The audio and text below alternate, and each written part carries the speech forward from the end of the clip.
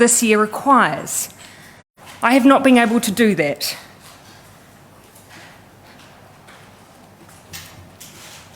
And so today I'm announcing that I will not be seeking re-election, and that my term as Prime Minister will conclude no later than the 7th of February. This has been the most fulfilling 5.5 years of my life, but it has also had its challenges.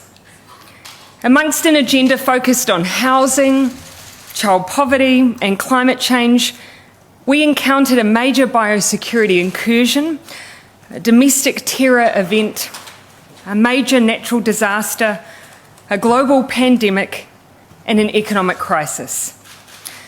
The decisions that have had to be made have been continual and they have been weighty. But I'm not leaving because it was hard. Had that been the case, I probably would have departed 2 months into the job. I am leaving because with such a privileged role comes responsibility. The responsibility to know when you are the right person to lead and also when you are not. I know what this job takes, and I know that I no longer have enough in the tank to do it justice. It's that simple. But I absolutely believe and know there are others around me who do. We've achieved a huge amount in the last 5 years, and I'm so proud of that. We are in a fundamentally different place on climate change than where we were, with ambitious targets and a plan to achieve them. We have turned around child poverty statistics and made the most significant increases in welfare and the state housing stock that we've seen in many decades. We've made it easier to access education and training. We've improved the paying conditions of workers and shifted our settings towards a high-wage, high-skilled economy. And we've worked hard to make progress on issues around our national identity. And I believe that teaching history in schools and celebrating our own Indigenous national holiday will all make a difference for years to come. And we've done that while responding to some of the biggest threats to the health and economic well-being of our nation, arguably, since World War II. The team that has done all of that, they have been some of the best people I've ever had the privilege of working with, and they are well placed to take us forward as we continue to focus on our economic recovery with one of the strongest economies in the world. They are also a team who are incredibly well placed to contest the next election. In fact, I am not leaving because I believe we can't win the election, but because I believe we can and will. And we need a fresh set of shoulders for that challenge. I know there will be much discussion in the aftermath of this decision as to what the so-called real reason was. I can tell you that what I'm sharing today is it. The only interesting angle that you will find is that after going on 6 years of some big challenges, I am human. Politicians are human. We give all that we can for as long as we can, and then it's time. And for me, it's time. I intend to remain a member for Mount Albert through till April. This will give me a bit of time in the electorate before I depart and also spare them and the country a by-election.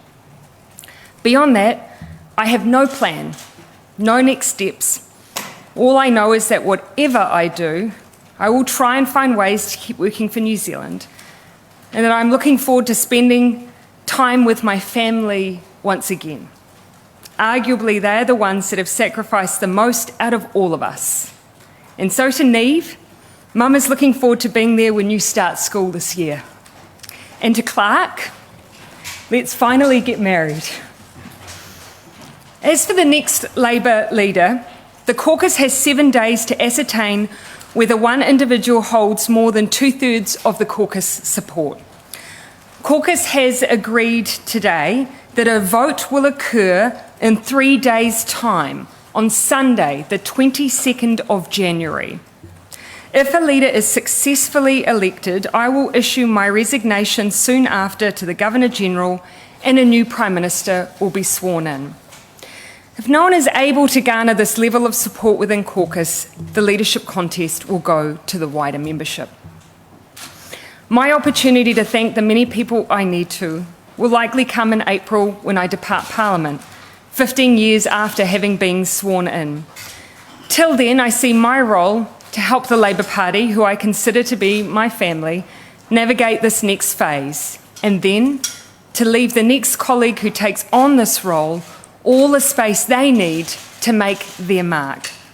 For my part, I want to finish with a simple thank you to New Zealanders for giving me this opportunity to serve and to take on what has and will always be the greatest role of my life.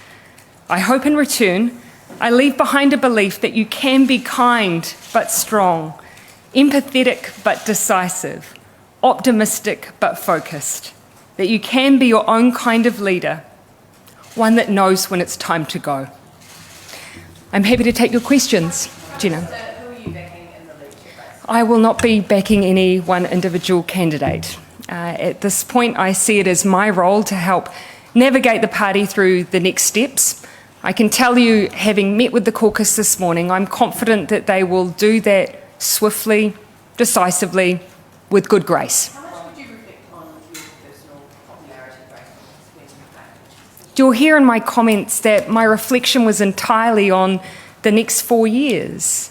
In determining whether to run an election, you need that commitment to see you through a period, a 3-year period.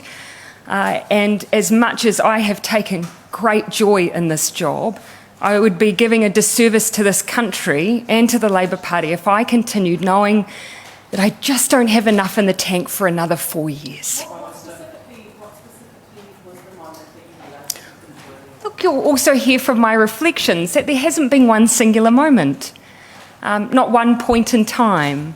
I think the cumulative challenges that we've faced as a team, and they have been extraordinary, has taken its toll. I consider this job a privilege, but I am also human, and so my reflection has been an entirely personal one. And I will add that I had the support of my family to continue. In fact, some members of my family, particularly close to me, wanted me to continue, but they've supported my decision. Prime Minister, so much Yes, Jason. of the Labour Party brand is built around Jacinda Ardern. Are you worried now that you stepping down will effectively hand the election over to the National Party? Not at all. In fact, you'll hear in my comments today, I've taken this decision because I believe this team has the strength to lead us successfully through the next election. There is a group of extraordinary people in the room next to me. I have never led on my own. I have led with a strong, resilient, capable, intelligent team around me. They have experience and the expertise. They've already got New Zealand into the best possible position for the challenges that we face. And I believe their record and their experience will carry them through the next election. What would you put as your top moment of your tenure as Prime Minister? I think I've spent so much time thinking hard about this decision because it is such a critical one, that there hasn't been too much time, I think, for self-reflection. I imagine that I'll do that in the coming months ahead. But I consider every moment, even the hardest of moments, to be a privilege. It's one thing to lead your country in peace times, it's another to lead them through crisis. There's a greater weight of responsibility, a greater vulnerability amongst the people. And so in many ways, I think that will be what sticks with me. I had the privilege of being alongside New Zealand during crisis, and they placed their faith in me. Prime Minister, the job of Prime Minister has become more dangerous in the last few years. Threats to your office have increased. How much did that weigh on you in making this decision? It didn't. It is, as I say, cumulatively, we've seen these events, and I've listed a few of them, and they have been taxing because the sheer weight and continual nature of them, there's never really been a moment where it's ever felt like we were just governing. But I don't want to leave the impression that the adversity you face in politics is the reason that people exit. Yes, it does have an impact. We are humans after all, but that was not the basis of my decision. In politics, you have adversity, you have disagreement. We need to nurture that. We also need to do our best to make sure it's respectful, but that was not the basis of my decision. Would it be a surprise if anyone Grant Robertson was Prime Minister? I have received the blessing of Grant to share with you what he has shared with caucus today, and that is he will not be putting himself forward to be a potential candidate as a future leader. He has put out his own statement to be able to describe that in his own words, but that is the message that he has shared with caucus today. Is New Zealand ready for a Maori Prime Minister? Oh, again, as I say, I will not speculate on the future considerations of the caucus. What I can share with you is their very clear sense of responsibility that they have the task ahead of them to choose a Labour leader and therefore the next Prime Minister in a decisive way, in a way that gives consideration to the needs of New Zealand, and that is where their focus will remain. They are entirely externally focused. This is about the public, not about ourselves. This is simply about the Labour leadership. Have you essentially destabilised Labour with this? No. I think every leader and every political leader has to reflect on the transitions that need to be made. It's about knowing when you've got what it takes and what is needed to lead, but also having the courage to know when you don't. And so for me, it's about making sure that this transition is as smooth as possible. There's no doubt this is a big change, but I also absolutely believe that we have the capability in our team to continue to carry New Zealand forward. And when did you realise that, sort of to use your metaphor, that you were starting to run on fumes, that the tank was emptying? Yeah, look, it's fair to say that, as we loomed closer to Christmas and the summer period, I decided to give myself a chance to really reflect on whether I had what was needed. As I say, I had hoped that I would find what I needed to carry on over that period, but unfortunately I haven't, and I would be doing a disservice to New Zealand to continue. What was the reaction of your... Oh, look, I think anyone who leaves this place thinking that the job's done didn't have enough of a to-do list.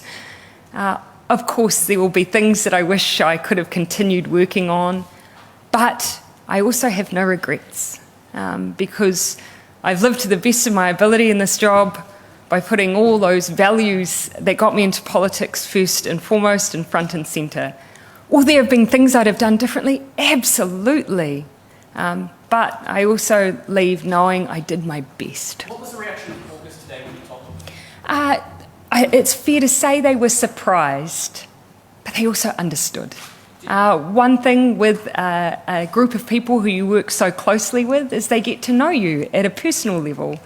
And so I think they could see that I'd given everything and they didn't begrudge this decision. Did they all find out at once, or did you have an inner circle that you were involved I met with Cabinet this morning. I met with caucus, obviously, as scheduled.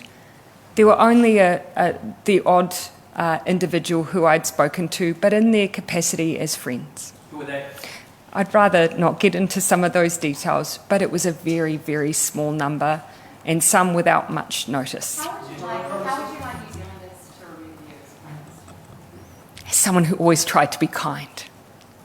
What time did you tell your colleagues this morning? So after the opening of caucus, so essentially straight off the bat, Cabinet met at 7:30am this morning, caucus soon after. Some senior members I met with last night, and as I say, a very small handful who had any other prior notice. Ultimately, I didn't want to burden them with this decision. It was my own. I knew once I'd made it that my mind was not for changing. It would be When fair you, to say... when you wake up on the February 8th or whatever day it is when you're not Prime Minister, what's the first thing you're going to do? Probably have the cup of tea that Clark will inevitably make me in bed. And I don't say that in jest, that's actually been his practice for the last 5 years, if I'm not up before him, and probably make Neve breakfast. I haven't yet. It would be fair to say, Simon, how long? 4-year-olds are chatty. Couldn't run the risk. Prime Minister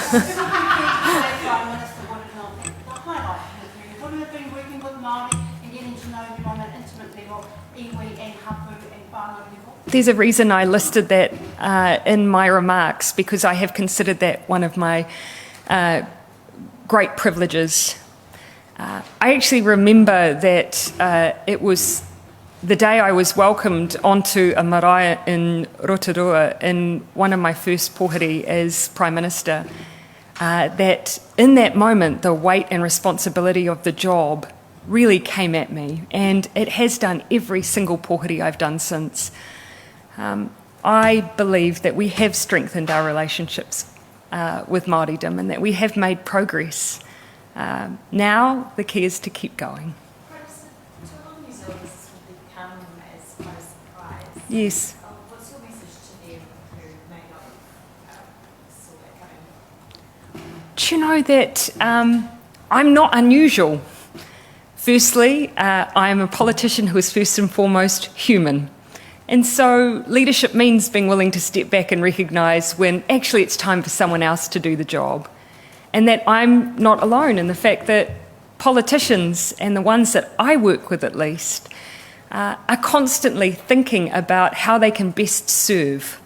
They're constantly thinking about what they can do on behalf of their communities. They're not all there for power. They're not all there to be in the front seat. They're there to be in a team that makes a difference.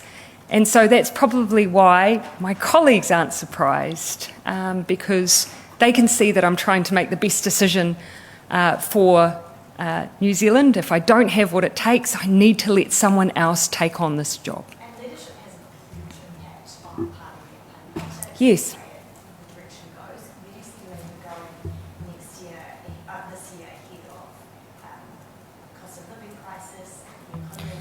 You could name every single issue of concern to New Zealanders.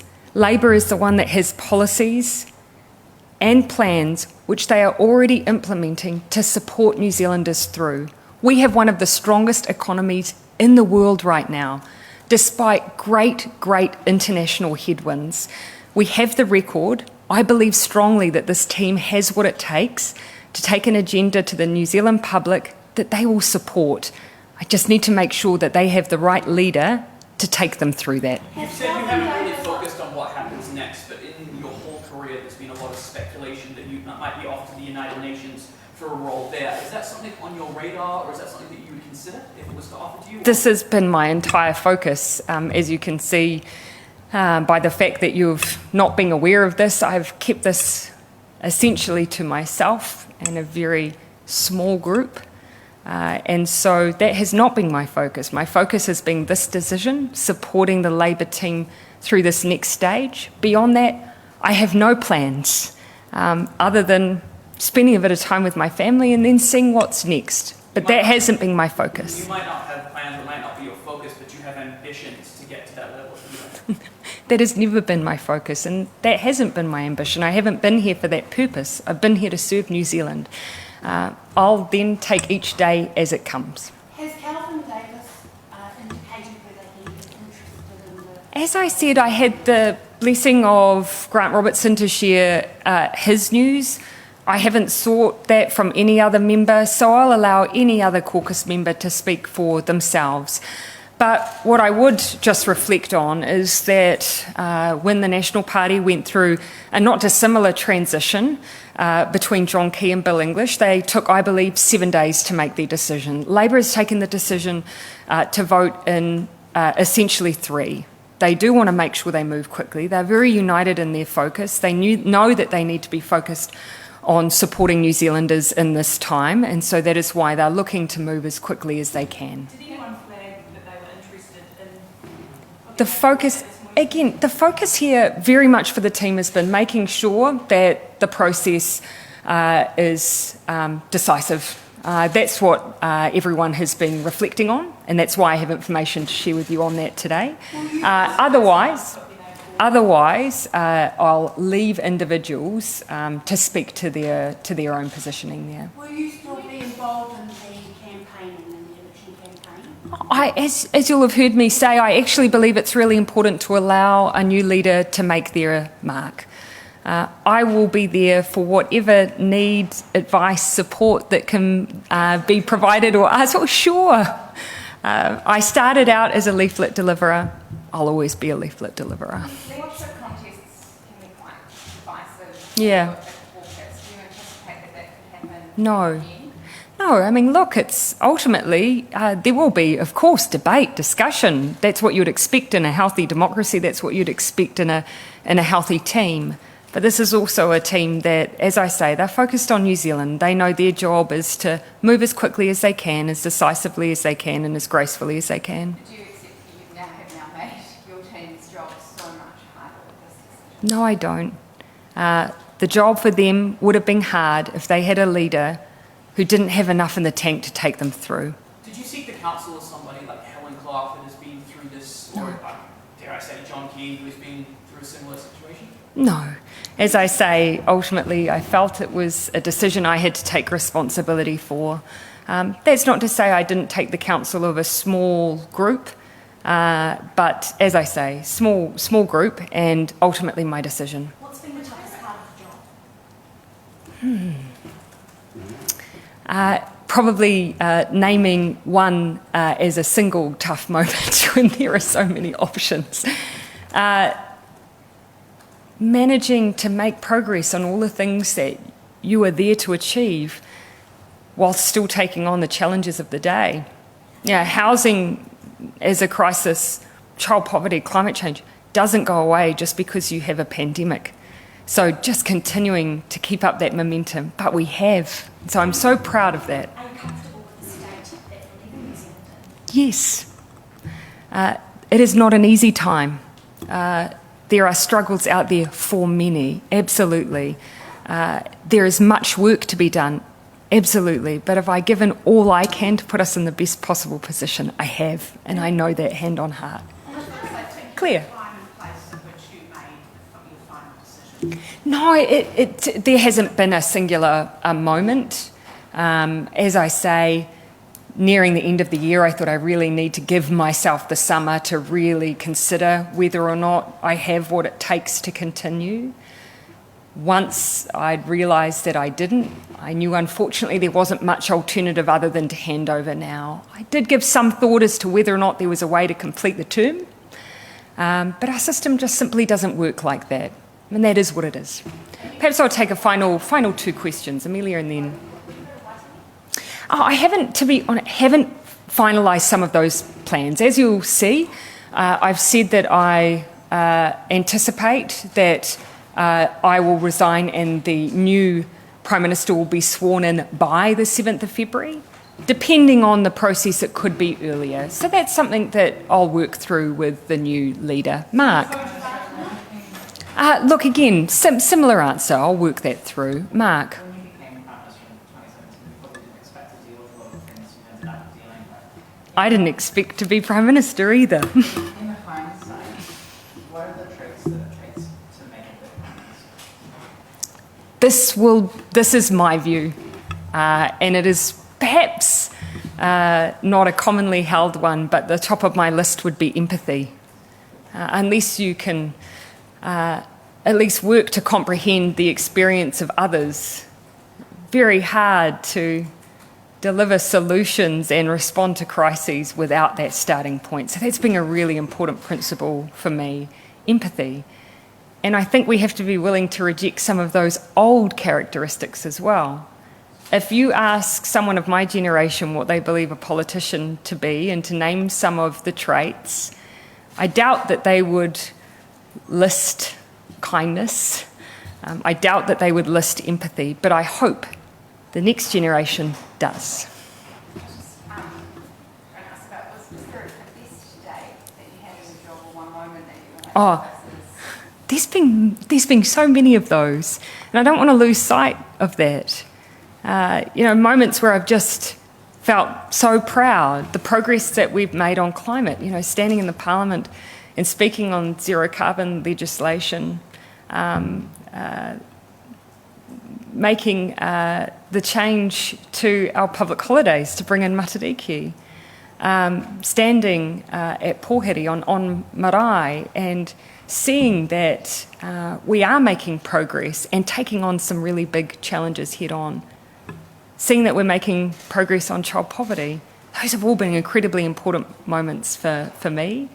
I couldn't list one. And so I wouldn't want this last 5.5 years to simply be about the challenges. For me, it's also been about the progress.